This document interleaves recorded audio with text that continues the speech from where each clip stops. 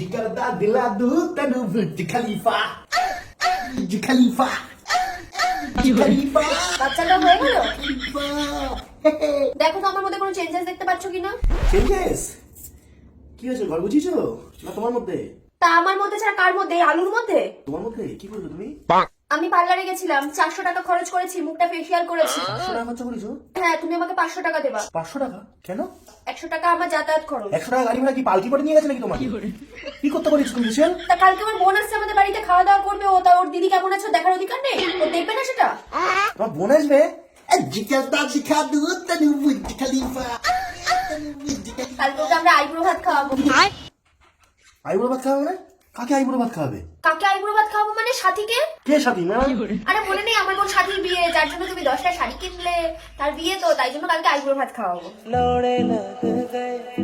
হ্যাঁ তো ওকে বাবাও ডাকতে বলবে, আমাকে জামাইবাবু ডাকতে বলবে না। বাবা সব দত্ত নিয়ে দিচ্ছি তোর আগে, 10টা শাড়ি দিচ্ছি। তুমি এরকম করে বলছো কেন সোনা? ও আমার একমাত্র বোন।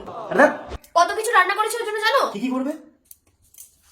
পাবদা মাছ, ভোলা মাছ, কাতলা মাছ, লোটে মাছের বড়া, ডিম কষা, মাছের মাথা দিয়ে ডাল, পায়েস, চাটনি, মিষ্টি, দই, আর অনেক কিছু। আমার বাবার বিয়েতেও এত রান্না হয়নি।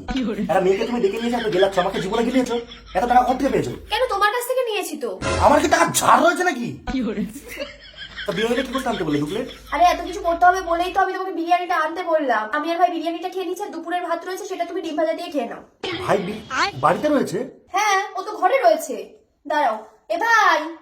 মানে আমি সাদা ভাত দিয়ে ডিমের আমলেট করে খাবো, আর ও বিরিয়ানি খাবে তোমার সাথে? হ্যাঁ দিদি, তুই এসছিস? কে আছে? দুটো প্লেট বার কর, বার করে বিরিয়ানি দুটো বার। এখন? হ্যাঁ, এখনই। ঠিক আছে, যাই। আরে যাই কি, এখনই বাড়তে বলছি, এখন। আচ্ছা। আর তুমি রসুনগুলো ছাড়াও।